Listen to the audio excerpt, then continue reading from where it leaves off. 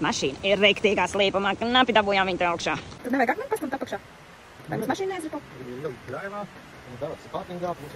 Nu labi. Cerams, ka mēs atnāksim atpakaļ un autobusu vietā. Tepat beidzot kaut kāds apzīmējums. Kā par šitā drukši? Tāda skaista daba. Cik stāvs. Un vēl ir jākāpj un jākāpj. Vispār nevar saprast šo slīpumu, bet viņš ir briesmīgi slīps. Turpinam kāpt.